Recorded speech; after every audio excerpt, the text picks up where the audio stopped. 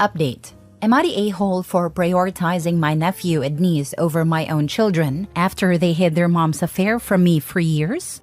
Original post. I, 57 male, was married to my wife for almost 25 years, and we divorced 4 years ago after I found out about her infidelity. She had an affair partner for almost 5 years. She is now with her affair partner. The whole process hurt me a lot because everything I did in life, I did it for my wife and kids. And to now find that about my wife, it just hurt me. My 2 children, 29 female and 26 male, had known about the affair for years, and they had hidden it from me. They both felt very guilty about it, and I don't blame them because they didn't want to break up their family. My daughter even cried a lot and apologized a lot of times. But I told her it was all right. They had their own life now, and I didn't want this eating them up, so I told them to let go of the guilt. However, ever since I found that they had hidden the affair from me, I lost a lot of love for them. I wasn't going to cut them out of my inheritance or will or anything like that, but emotionally, I couldn't connect with them at all. I also have a niece, 30 female, and nephew, 28 male, who I have been very close with, especially since their father passed away at a really young age. I played a father-like role during their young years because losing her husband at such a young age was very tough for my sister. Over the last 4 years, I have also been looking forward to spend more time with them. Both my niece and nephew have children, and they have invited me over for their children's birthdays. They have also invited me over for their own birthdays, on Father's Day, on holidays. Overall, we are a very tight-knit, multi-generational family, and I am very proud to be a grandpa to their children, and we are already developing a bond. However, in doing so, I have also lost all interest in connecting with my own children. My daughter has 2 children, while my son has his first child on the way. They have invited me over multiple times, but I have told them I'm busy. I rarely go over, if at all, and I've missed almost all of their children's special occasions. I'm not really interested in being a grandpa to their children. Monetarily, sure, I have been sending them gifts, but I just don't feel like seeing them at all. My daughter especially seems very hurt by it at times, but I hope she understands the reason for this. Am I the a-hole? Now for the top comments before reading the update. Not the a-hole for prioritizing your niece and nephew, but you do need to be honest with your children and tell them that they lost your trust when they didn't tell you about their mother's affair. Telling them not to feel guilty about it was obviously a kindness from you to make them feel better, but you should have also told them that even though you don't want them to suffer from guilt, you also don't trust them.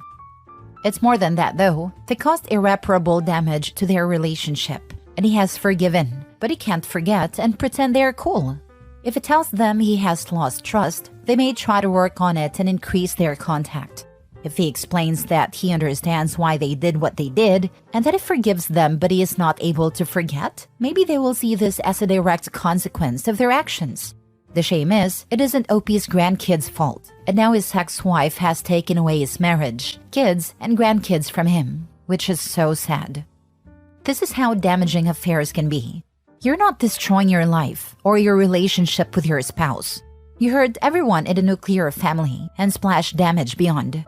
OP, this was all your wife's doing.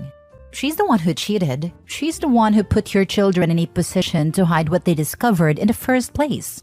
She's the one who continued with her affair partner instead of stopping right then and there.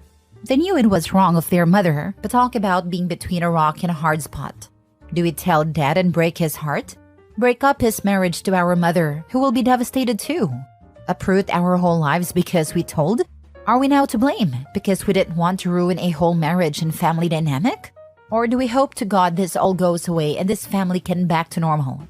Your children are your responsibility to protect, not the other way around. Your wife forced that upon them. Doing so ruined your relationship with her and with them.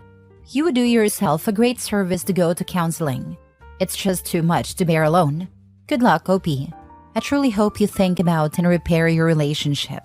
They're just as much a victim as you are. Now for the update. Thank you all for the advice. The one thing I got most from the comments was that my children deserve to know the truth and to not be left in a limbo like it was for years. And that's what I just did. I just got off a video call from my daughter and my son. The call was pretty rough and extremely emotional, but I got everything off my chest. I told them that while I had forgiven them, I could never forget it, and that for my mental health, it was better to limit our interactions. I told them to not feel guilty about anything, but that also after dedicating more than half my life to my wife and children, it was time to put myself first. I told them my heart wasn't in it to be a grandparent to their children. I was also honest with them and told them my heart was only in it for my nephews and nieces' kids, and whenever I did go to their house, I felt joy. While with my own children, I felt nothing. My children probably already knew it, but I wanted them to hear it from me directly. It was really hard to get it off my chest and say it directly to my children's faces. I told them they were still welcome to come to my house anytime and call me anytime they needed help. Both my children took the call really hard, but I think my daughter took it worst. Really ugly tears. And I felt really bad about it. But I do feel a sense of relief. And I have pretty much told all of my feelings to my children and did not keep anything secret. I can now move forward with my life, and so can my children. But wait, did they just accept it or begged for a chance? Also, did your kids' relationship with their mother suffered? They didn't beg, but they did apologize a lot, and also cried, and they asked me to reconsider. I told them I would, but for now I would rather we limit the interactions. Yes, their relationship with their mother has also suffered a lot. Man, so many of these comments presenting a false binary. His kids fooled around and found out. OP is a POS who never loved his kids. Jesus, the kids were put into an impossible situation, but they also made a wrong choice. OP isn't wrong for feeling how he feels, but he should be addressing his feelings, instead of simply displacing his love into a surrogate family. Everyone is a victim here and everyone is broken, except this selfish witch who actually is at fault. Yep, this is essentially it. How working on his feelings will be unique to him and only he can judge if it's appropriate though. Everyone is a victim here and everyone is broken, except the selfish bee who actually is at fault. Funnily enough, I've seen comments from people defending her saying that she's suffering too, etc. Sad situation all around. Horrible, really. There is no legitimate way to judge this one. I just know from personal experience, OP and his children will all come to hate and regret this entire mess someday, when it's too late and he is dead most likely. Sometimes you just don't get closure. Sometimes there is no resolution, no forgiveness, no redemption. Just an ending. My mother was wonderful the first half of my childhood, had a mental breakdown, and became monstrously abusive from the ages of 13 to 20. Left me with so many mental issues, and no tools to cope with them or language to identify them. Just after the birth of my first child, I invited my whole family to travel up and see the baby. She and I hadn't spoken in months and hadn't seen each other in years. On the second day of the visit, she dropped stone dead to the floor from a massive heart attack. I was 26. Life really isn't fair. In my opinion, the measure of a person is really how they react to adversity, and then how they react to that reaction. I didn't get closure, and I behaved really poorly that year and the next 3 years after. My grief was toxic, and I poisoned everything I touched with it. Damn near ruined my life. Damn near ended it. But at some point, I stopped reacting and took stock. I started getting my life back on track. Those ugly years motivated me to be better and to get help, and most importantly, to allow myself to actually think about every thought and memory I was hiding from. 12 years later, and I still don't have closure. I know and accept that I never will. What I have found instead is a kind of peace on the subject of mom. I've examined my whole life with her from every possible angle dozens of times over, to the point of exhaustion. And now it just is. I've lived nearly as long without her as I did with her. She's just dead now, and that means what it means. Not sure I actually need that closure anymore. It wouldn't change the past, nor give me anything I can't give myself. I have allowed myself to be at peace. It still aches to think of what I lost and what could have been, but I honestly don't think about it much at all. Too busy living to be focused on the dead.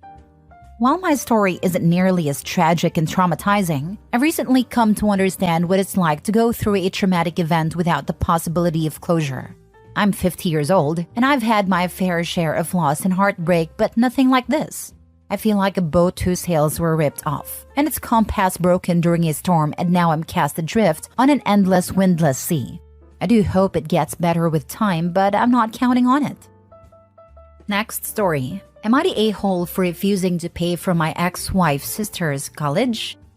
I, 30 male, was married to my ex-wife Claire, 28 female, for 4 years, until I found out she had been cheating on me with an ex-boyfriend. Needless to say, the marriage ended, and we got divorced about 8 months ago. During the divorce proceedings, I learned that Claire's younger sister, Cindy, 20 female, had known about the affair, but chose to keep quiet about it and helped Claire hide the affair from me and her family. Before all of this, I had promised to pay for Cindy's medical school costs, as myself and my family are wealthy. And despite the divorce, I had decided I was going to pay for her education, as at the time I felt I didn't need to punish Cindy for what her sister did. However, as I said before, it was during the divorce proceedings that I found out about what Cindy did. And once I found out that Cindy was complicit in hiding Claire's infidelity, I felt betrayed and decided to revoke my offer. I told Cindy 8 months back that she should look for a loan or for other funding, and I wouldn't fund her anymore. I'd already paid for 1 semester. Recently, when I received an email from the college regarding the upcoming semester fees, I responded by informing them that they should direct any further inquiries to Cindy, as I would no longer be funding her education. Cindy called me screaming and crying and accusing me of being cruel and heartless for cutting her off. She says that her family couldn't afford the tuition without my support and that she would have to take out a loan. I told her she is not my concern anymore, and I blocked her. When her father contacted me, he was calmer, asking if there was any possibility of reversing my decision. I stood firm and said that I had no intention of continuing to support Cindy financially. He says he understands and will try to make Cindy understand too. For context, he was very good to me during my marriage and offered me support when I told him I was going to divorce Claire. This decision has caused a rift among friends and family. While most of them support my decision, some have criticized me for not honoring my previous promise to Cindy. Even my own mother is urging me to reconsider, citing my past promise and the fact that paying for Cindy's education wouldn't be a financial issue for me.